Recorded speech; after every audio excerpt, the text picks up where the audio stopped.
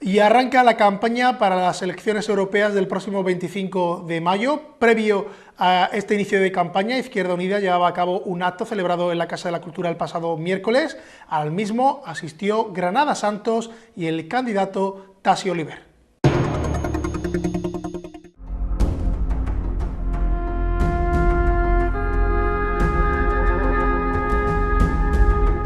Izquierda Unida llevó a cabo el pasado miércoles un acto político a modo de precampaña para las elecciones europeas del próximo 25 de mayo.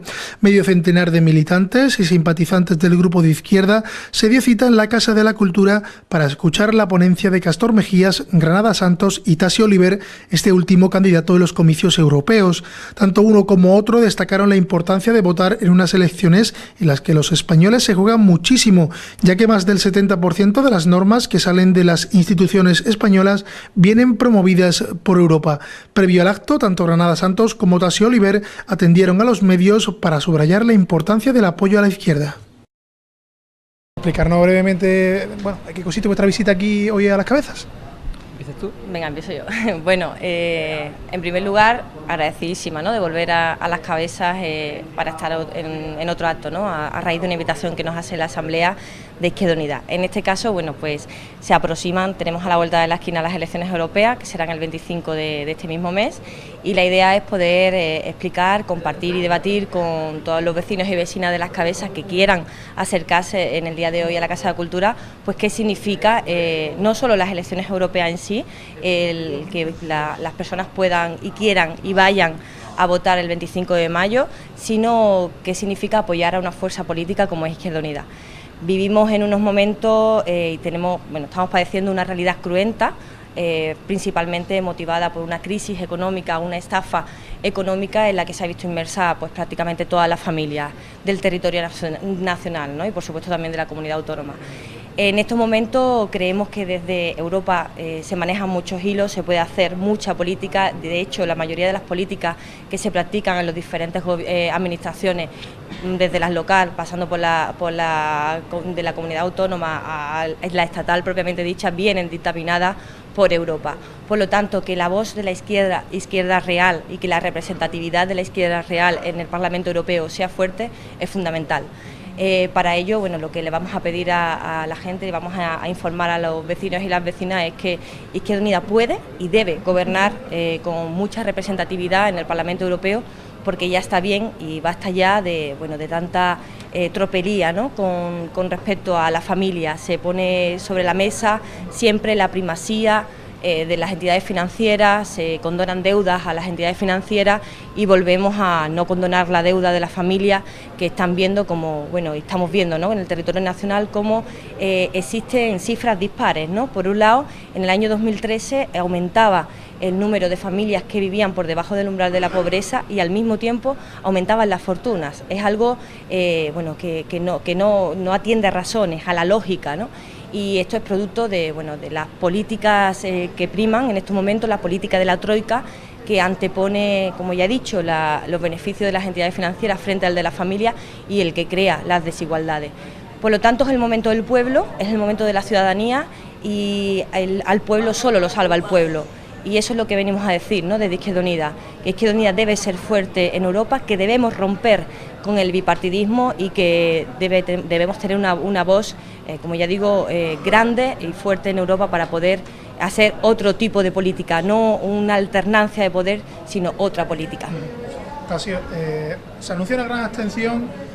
¿Los vecinos son conscientes realmente de lo que se juega? Porque muchas de las políticas, como ha apuntado Bernardo, se llevan a cabo en Europa y luego se trasladan a las distintas administraciones.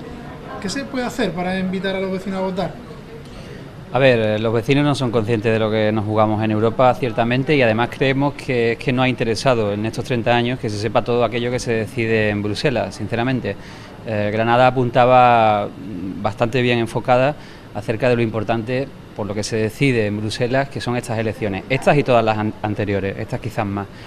Y es que hasta el 80% de luego los marcos legislativos que se deciden en Madrid y que afectan finalmente en Sevilla o en Valencia o en las comunidades autónomas empiezan a tomarse en Bruselas y luego afectan a la cotidianidad de cada familia a niveles de, por ejemplo, la factura de la luz, la cantidad y la manera de productos que están en las estanterías de los supermercados, el proceso de cómo llegan, la agricultura y la pesca, que no es moco de pavo, y sobre todo, algo que tampoco es nada desdeñable, la economía y los flujos macroeconómicos de los estados, ¿no? O sea, ¿dónde está el dinero?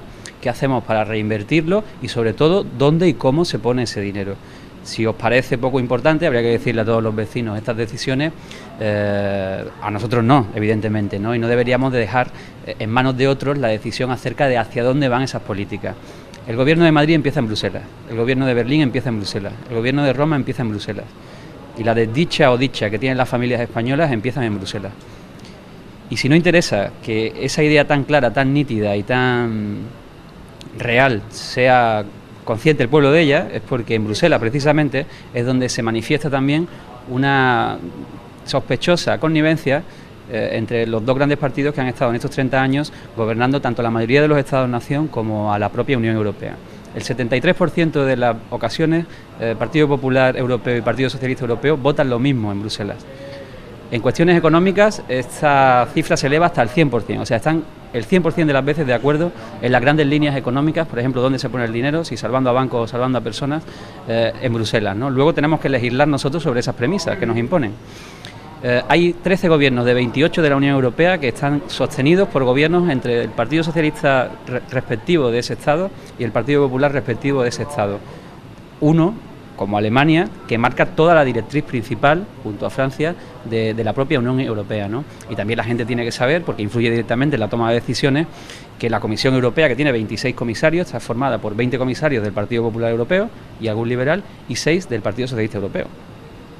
Uno de ellos, Joaquín Almunia, del Partido Socialista Obrero Español, ¿no? Entonces, cuando oímos a Elena Valenciano, cuando oímos a Cañete echarse reproches continuamente, ¿no? De una forma un poco infantil, de una forma un poco pueril, habría que preguntarles dónde estabais durante estos 5 años, porque habéis gobernado la Unión Europea, a la hora de decidir cuál era el rumbo y cuál va a ser la salida. Valenciano dice constantemente que quiere una salida social de la crisis, ¿no? Una salida social de la situación, y que va a utilizar Europa para ello, pero ella ya gobierna en Europa.